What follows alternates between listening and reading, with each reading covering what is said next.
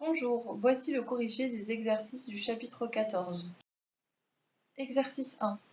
Donc le but est de représenter une force en tenant compte d'une échelle. La force vaut 60 newtons. Donc c'est la force exercée par la voyageuse sur la valise.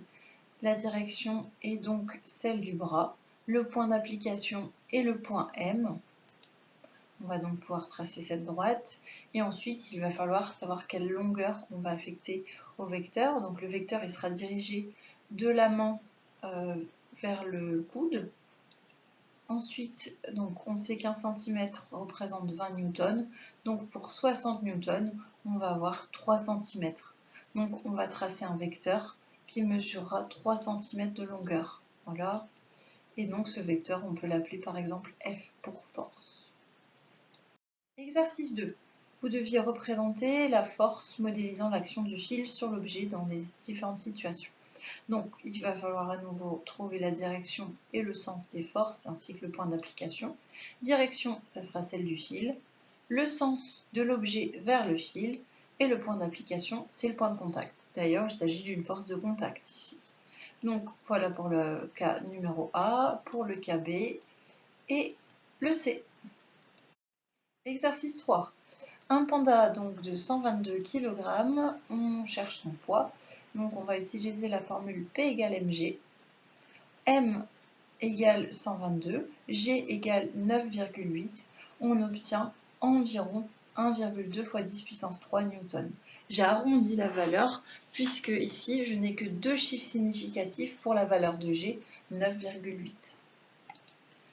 Indiquer les caractéristiques de cette force. Donc les caractéristiques, c'est la direction, elle est verticale, la verticale du lieu. Le sens, c'est vers le centre de la Terre. Et la norme, 1,2 fois 10 puissance 3 newtons. Et enfin, le point d'application, c'est le centre de gravité du panda. Maintenant, nous allons représenter cette force en utilisant l'échelle 1 cm pour 400 newtons. Par proportionnalité, puisque j'ai une valeur de 1,2 fois 10 puissance 3 newtons, je vais trouver que la longueur de mon vecteur sera de 3 cm. Je vais donc tracer le vecteur qui remplira toutes les conditions que nous avons citées précédemment, c'est-à-dire qu'il s'applique au point G, qu'il a une direction verticale vers le bas et une longueur de 3 cm. Exercice 4, cette fois-ci on va déterminer par le graphique la valeur du poids et ensuite on va pouvoir calculer la masse correspondante. Donc ici sur le schéma, on voit que deux carreaux représentent 5 newtons et on a ici 7 carreaux, ce qui va nous faire 7 fois 5 divisé par 2, soit 17,5 newtons. Ensuite, pour calculer la masse, on utilise la formule P égale mg, m fois g, la valeur de g vous est donnée, la masse est en kilogrammes, donc on en déduit que m égale P divisé par g, soit 17,5 divisé par 9,8, on obtient 1,8 kg environ, et donc la masse de l'objet est égale à 1,8 kg. Alors cet exercice concerne la force d'interaction gravitationnelle.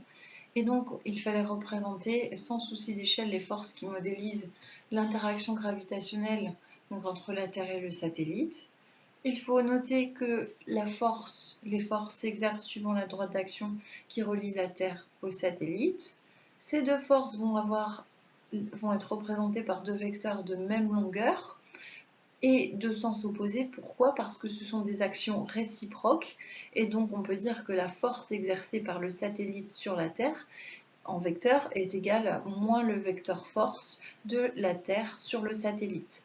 Donc la force que le satellite exerce sur la Terre, c'est-à-dire F de satellite sur Terre, elle se place au niveau de la Terre et est dirigée vers le satellite. La force de la Terre sur le satellite, le point d'application est le satellite et elle est dirigée vers la Terre. Ensuite, pour l'exercice 6, toujours avec la force d'interaction gravitationnelle, donc on nous donnait la distance et on nous demandait si la force était exercée par Hubble sur la Terre ou la Terre sur Hubble. Donc la force, je vois qu'elle s'applique sur Hubble. C'est donc Hubble qui l'a subie et qui est attirée par la Terre. C'est donc la force que la Terre exerce sur Hubble. La valeur de la force se calcule à l'aide de la formule G fois la masse de la Terre fois la masse de Hubble divisé par la distance au carré. Attention, la distance devrait être en mètres. Ce qui nous donne 6,67 fois 10 puissance moins 11 fois 5,97 fois 10 puissance 24 multiplié par 11 fois 10 puissance 3 et divisé par 6,96 fois 10 puissance 6 au carré. Pourquoi 6,96 10 puissance 6? Parce qu'on avait 6,96 fois 10 puissance 3 km et j'ai dû le convertir en mètres. J'obtiens 9 fois 10 puissance 14 newton. Ensuite, on me demande d'exprimer vectoriellement cette force.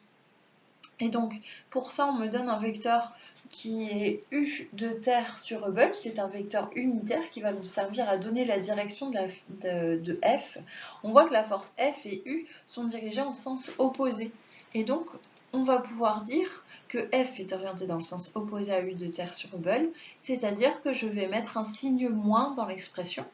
Le moins, donc multiplié par la même expression tout à l'heure, G fois M de T fois MH sur D carré, et suivant le vecteur U de terre sur Hubble. Ça veut donc bien dire que la force est dirigée dans le sens opposé au vecteur U. Voilà, c'est terminé.